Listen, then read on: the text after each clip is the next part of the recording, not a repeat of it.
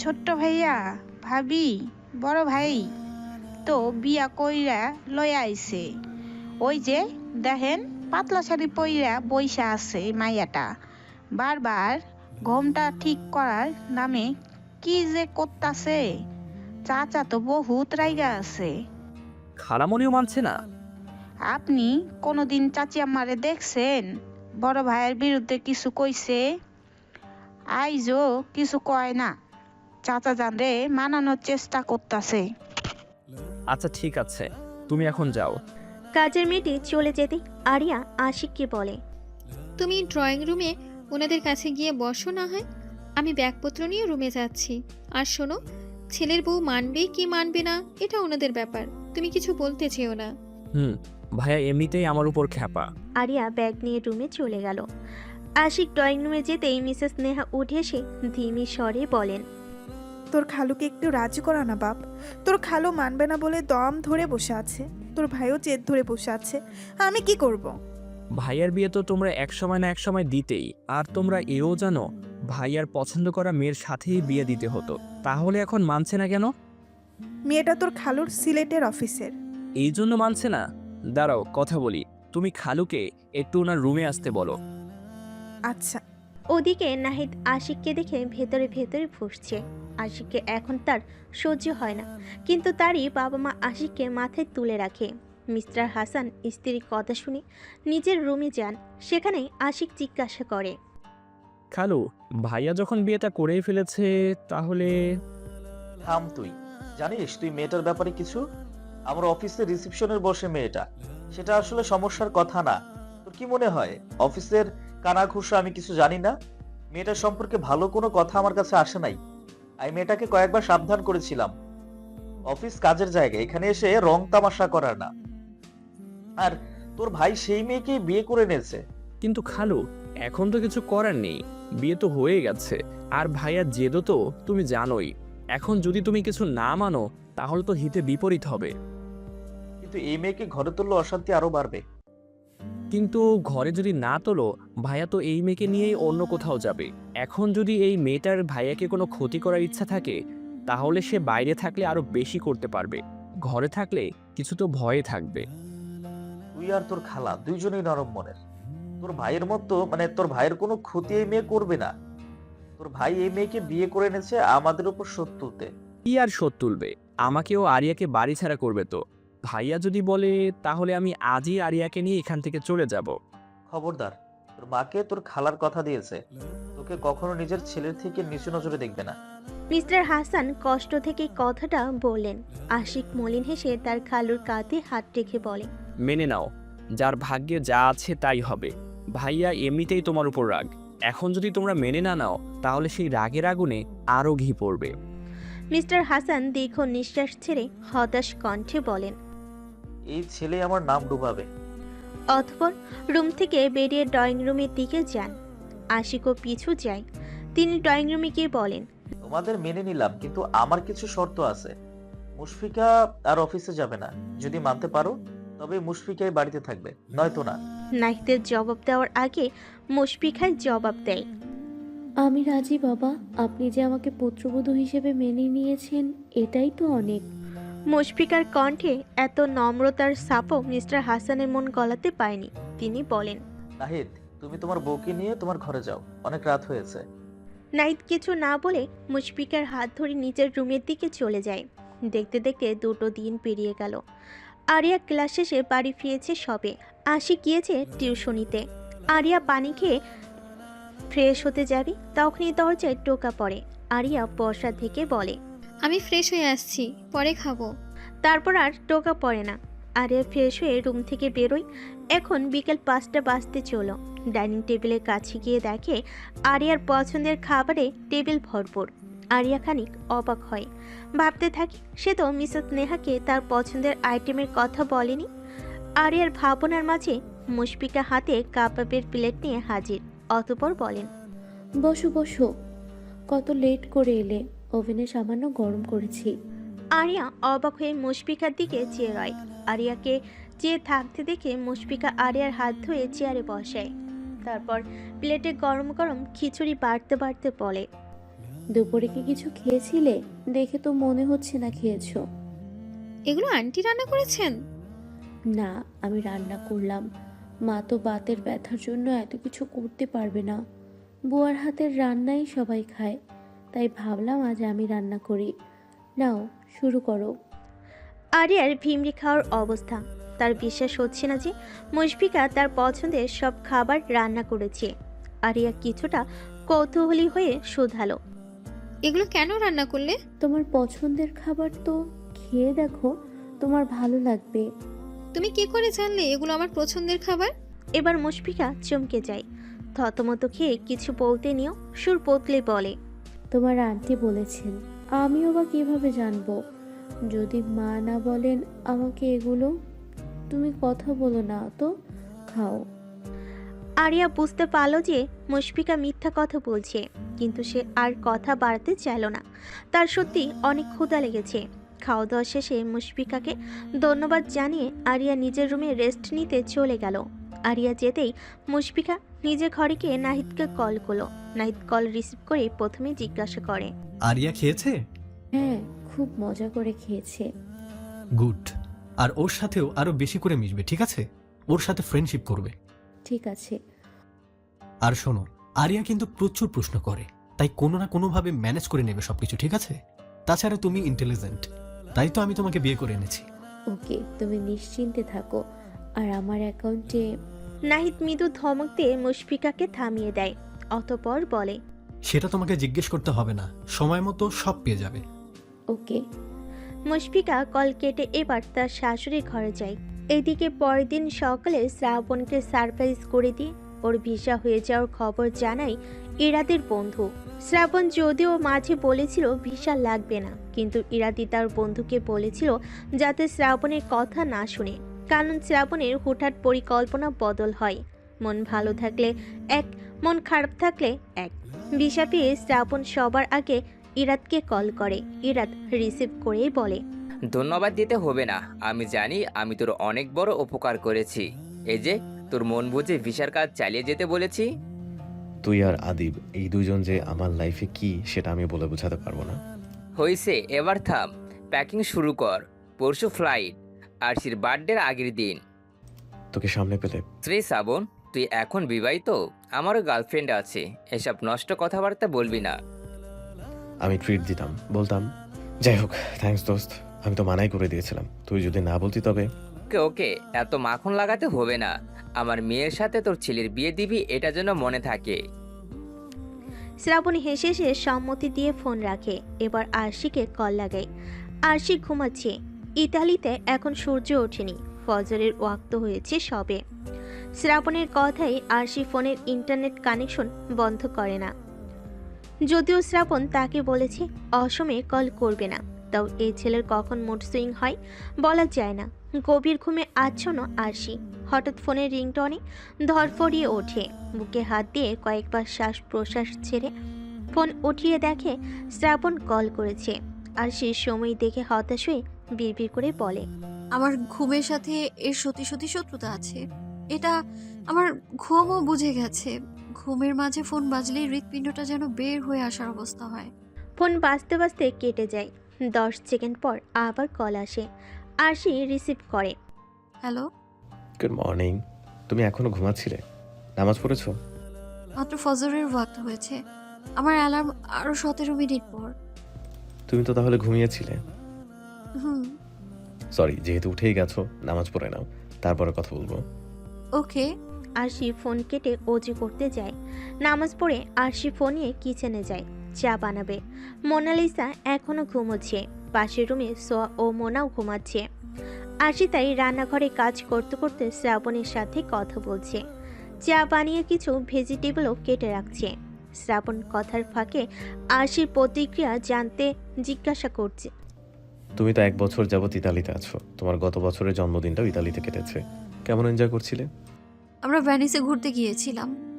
আমরা 4 জন আর 2 ছেলে, হ্যারি আর পিটার। সেখানে ফাউন্টেন দেখে সোহার ইচ্ছে হয় শর্ট ভিডিওতে যে দেখায় ফাউন্টেনের সাথে ছবি তোলে তেমনটা তুলবে। তো ও পিটারকে ক্যামেরার অ্যাঙ্গেল সেট করে দিয়ে দৌড়ে যায়। ও যেতে যেতেই ফাউন্টেন অফ হয়ে যায়। ও ও যতবার যায় ততবার এমনটাই হচ্ছিল। এদিকে আমি, মোনা, লিসা, হ্যারি হাসতে হাসতে রাস্তায় বসে পড়েছি। পিটার প্রথমে হাসছিল, কিন্তু পরে ওরও একটা জেদ চাপে যে ও ছবি তুলেই ছাড়বে। দুজনের লাগাতার ধৈর্যে একটা ছবি তুলতে পারে, তবে তখন ফাউন্টেন বন্ধ হবে হবে ভাব, এমন আর কি। তুমি বললে না কেন? সোহার মতো ধৈর্য আমার নেই। আমার তখন প্রচুর খিদে পেয়েছিল, কিন্তু সোহার জন্য লেট হয়েছিল। তারপর যদি আমি আবার যেতাম তাহলে তো আবার লেট হতো। তুমি এত নিরামিষ কেন? নিরামিষ বেশি খাই তাই। যাও, তুমি আসলেই নিরামিষ। তাই ভালো। আপনি না বলেছিলেন ছুটি ক্যান্সেল করেছেন? আপনার ফ্লাইট কবে? কালকে। আপনি তো আমায় জানালেন না। আপনার কথাবার্তায় তো মনে হচ্ছে না। আমি জিজ্ঞেস না করলে আপনি আমায় জানাতেন। জানাতাম তো, তোমার কথা শুনতে শুনতে মাথা থেকে বেরিয়ে গেছে। ভালো। ইশরাকরা কি তবে আজকে খুলনা থেকে চলে আসবে? পরশুই না গেল? না, আমি মানা করেছি, পরশুই গেল। ভিডিও কলে কথা বলে নিব। ও আচ্ছা। আরশি ফোনের সময় দেখে ফের বলে, দেখলেন কিভাবে কিভাবে 52 মিনিট হয়ে গেল। এবার রাখি, ওরা এতক্ষণে উঠে গেছে। ওকে, টেক কেয়ার। আরশি মুচকি হাসে। বিদায় জানিয়ে ফোন রেখে এতক্ষণ বানানো নাস্তা নিয়ে ছোট টেবিলটাতে রাখে। শ্রাবণের সাথে কথা বলতে বলতে সে নিজেই আজকে নাস্তা বানিয়ে ফেলেছে। শ্রাবণ ফোন রেখে অনলাইনে আরশির জন্য কিছু অর্ডার করে, যাতে আজকের মধ্যে ডেলিভারি দেওয়া হয় সেই ব্যবস্থা করে। ইতালিতে এখন প্রায় দুপুর। আজ আগস্টের 12 তারিখ। আশি ও তার বন্ধুরা ক্যাম্পাসের রাস্তাতেই হাঁটছে। এখানে রাস্তাটাও দারুণ সুন্দর। ইউনিভার্সিটির গার্ডেন থেকে চুপি চুপি কয়েকটা ল্যাভেন্ডার ফুল নিয়েছিল। এখন সেগুলোকে কানে কাছে খোলা চুলের সাথে ক্লিপ দিয়ে লাগিয়ে রেখেছে। আজ তার সাজসজ্জাতেও আজ ল্যাভেন্ডারের ছাপ। একটা জর্জেটের ঘেরালো ও ফুল স্লিভসের ল্যাভেন্ডার রঙের গাউন ও কেডস। ল্যাভেন্ডার রঙের একটা শিফন ওড়না দুই প্যাচ দিয়ে গলার সামনের দিকে ঝুলিয়ে রেখেছে। পিটার সামনে গিয়ে বলে, আশি স্মাইল। পিটার ফটাফট আরশির কয়েকটা ছবি তুলে আরশিকে এনে দেখাচ্ছে। তখনই হুট করে একজন সামনে এসে এক মুঠো অর্কিড ফুল দিয়ে নিজের মুখমণ্ডল আড়াল করে হাঁটু গেড়ে বসেছে আরশির সামনে। আরশি সহ ওর বন্ধুরা খানিক চমকে ওঠে, কিন্তু সামনের ব্যক্তিটি যখন মুখের সামনে থেকে ফুলগুলো নামালো, তখন আরশির মুখোপরে অবাক মিশ্রিত হাসি ফুটে ওঠে। আরশি মুখে হাত দিয়ে বিস্মিত স্বরে বলে, শ্রাবণ। হ্যাপি বার্থডে বৃষ্টি। থ্যাংক ইউ, বাট আপনি এখানে? সারপ্রাইজ ছিল, তুমি খুশি হওনি? হয়েছি। মনে হচ্ছে না। আরশি হাসি মিলিয়ে যায়। শ্রাবণ কি তবে আবার অভিনয় করলো? সে তো সত্যিই খুব খুশি হয়েছে। এদিকে শ্রাবণ ভাবছে, ও তো খুশি প্রকাশ করলো না। আরশি শ্রাবণকে অনুমনা দেখে হাত ধরে পড়ল। আমি খুব খুব খুশি হয়েছি শ্রাবণ। আপনার কেন মনে হলো আমি খুশি হইনি? আমি সত্যিই জানি না এটা। লেট ইট গো।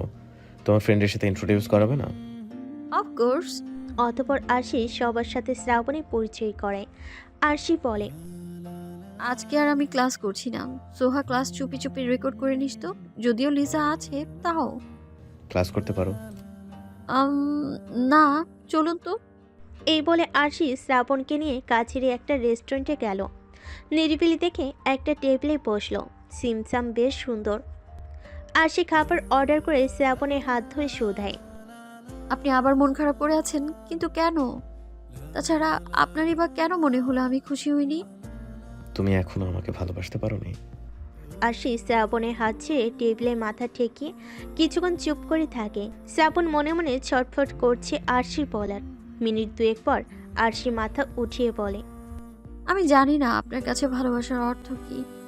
আপনার মনে নিশ্চয়ই এই ভয়টা কাজ করে যে ও আমার থেকে অনেক দূরে আছে, যদি আমায় ছেড়ে যায়, তাই না? কিন্তু কেন? আপনি বিয়ের আগে ভাবতেন যদি আমি অন্য কাউকে বিয়ে করে ফেলি তাহলে, তাই জন্য আমার পুরো পরিবারকে রাজি করিয়ে আমাকে রাজি করালেন। এখন বিয়ের পর ভাবছেন আমি যদি ছেড়ে চলে যাই। কিন্তু কেন? তুমি ভুল ভাবছো। আমি সরল সম্পর্ক চাই শ্রাবণ, আপনি জটিল করছেন। আমি আপনার মতো অতিরিক্ত ভালোবাসতে না পারলেও ভালো যে বাসি না এমনটাও না। You are my husband and I love you. কিন্তু আপনি বুঝতে পারছেন না, ভয় যে আমার হয় না এমনটা না। আমি ভয়ের জন্য বাদ দিন। আমার মনে হয় আপনি যত দ্রুত নিজের জবে ঢুকবেন তত আপনার মনের জন্য ভালো হবে। আপনি সারাদিন ফ্রি থাকেন বলেই আপনার ব্রেইন উল্টাপাল্টা চিন্তায় মশগুল থাকে। I think so. ইতিমধ্যে অর্ডার করা খাবার এসে গেছে। আশি নিজের প্লেট থেকে চামচে করে রাইস ও মাশরুমের এক পিস নিয়ে শ্রাবণের মুখের সামনে ধরে। শ্রাবণ নিজের প্লেটের খাবার থেকে মুখে নিচ্ছিল, তখনই সামনে আশিকে খাবার ধরে রাখতে দেখে মুচকি হেসে খাবারটা নিয়ে নেয়। অতঃপর নিজের হাতের খাবারটা আশির দিকে বাড়িয়ে দেয়। আশি মুখে নিয়ে নেয়, খেতে খেতে বলে, আমরা কি হোটেল বুক করব নাকি পিটারের বাড়িতে উঠবো? যদিও পিটারকে বলিনি আমি। হোটেলেই উঠি, কাউকে বদর করার দরকার নেই। ওকে। দুজনেই দুপুরে খাবার শেষে আশিদের ফ্ল্যাটের দিকে গেল। শ্রাবণ বলল, তুমি উপরে গিয়ে ব্যাকপ্যাক করে নিয়ে আসো। আপনি যাবেন না? মেয়েদের অ্যাপার্টমেন্টে যাওয়াটা কেমন দেখায়? তুমি ব্যাগ গুছিয়ে নিয়ে এসো। অ্যাপার্টমেন্টে এখন কেউ নেই, তাই আপনাকে এত লজ্জা পেতে হবে না। লম্বা জার্নি করে এসেছেন, একটু রেস্ট নেবেন। আমি এর মধ্যে ব্যাগ গুছিয়ে নেব। তুমি যাও, আমি এখানে ঠিক আছি। আমি আপনাকে সাথে করে নিয়েই যাব। আমার ব্যাগ গোছানোতে কম করে হলেও আধা ঘন্টা লাগবে। ততক্ষণ আপনি নিচে দাঁড়িয়ে থাকবেন। আশেপাশের লোকজন তখন কিছু ভাববে না, শুধু অ্যাপার্টমেন্টে ঢুকলেই ভাববে। আমি দারোয়ানকে বলে যাব তো। আচ্ছা চলো। শ্রাবণ বাচ্চাদের মতো মুখ করে রাজি হয়, যা দেখে আরশি হালকা হেসে শ্রাবণে গুছিয়ে রাখা চুলগুলো খানিক এলোমেলো করে দিয়ে দারোয়ানকে বলে ওপরে গেল। সন্ধ্যে আরিয়া বিছানায় হেডবোর্ডের সাথে আরাম করে বসে পড়ছিল, আর আশিক নিজের ডেস্কে বসে। তখনই দরজায় নক খুলে আরিয়া বলল, ওঠো, দরজা খুলো। আশিক উঠে দরজা খুলতে গেল। দরজা খুলে দেখলো মুশফিকা দাঁড়ানো, হাতে একটা ছোট ট্রেতে 2 মগ কফি। মুশফিকা হেসে বলল, দরজা ধরেই দাঁড়িয়ে থাকবে? আশিক হাসার চেষ্টা করে সরে দেয়। মুশফিকা রুমে প্রবেশ করে আরিয়ার কাছে বসে। আরিয়াকে 1 মগ কফি দিয়ে আরেকটা আশিককে নিতে ইশারা করে, ফের বলে, তোমরা পড়ছিলে তাই ভাবলাম তোমাদের জন্য কফি করে আনি। আশিক আরিয়ার দিকে তাকায়, আরিয়া আশিকের দিকে তাকায়। তারপর আরিয়া ওষ্ঠে কোণে কৃত্রিম হাসি টেনে বলে, তুমি কেন কষ্ট করতে গেলে ভাবি? আমাদের দরকার পড়লে আমরা বানিয়ে নিতাম। এটা আবার কষ্ট কি? আমি কি আমার দেবরের মতো ভাই ও দেবরানের মতো বোনের জন্য এটুকুও করতে পারি না? না পারো, তুমি তো সারাদিন রান্না করেছো, এখন রেস্ট নিবে। 3-4 দিন যাবত তো তুমিই রান্না করছো, কত কষ্ট করছো। আরে তেমন কিছু না, চপিং সব তো মেড করে দেয়। আমি শুধু 2টো আইটেম রান্না করি। ডালটা আবার মা রান্না করেন, ওটা নাকি বাবার খুব পছন্দের। তাও তো করছো, আমি তো শুক্রবার শনিবার ছাড়া সুযোগই পাই না। তাহলে ওই 2 দিন তুমি রান্না করো, বাকি 5 দিন আমি রান্না করলাম। 2 জাতে মিলেমিশে রান্না করলাম। এটা আপনি ঠিক বলেছেন ভাবি। দেখেছো আরিয়া, আশিক চায় তোমার হাতের রান্না খেতে, তাই বলছে। আশিক মাথা নুয়ে লাজুক হেসে ডেস্কের কাছে চলে যায়। আশিককে লজ্জা পেতে দেখে আরিয়াও লজ্জা পায়। মুশফিকা তাড়া দিয়ে বলে, আচ্ছা তাহলে তোমরা পড়ো, আমি যাই এবার, তোমাদের আর ডিস্টার্ব না করি। আরিয়া বিপরীতে মুচকি হাসে।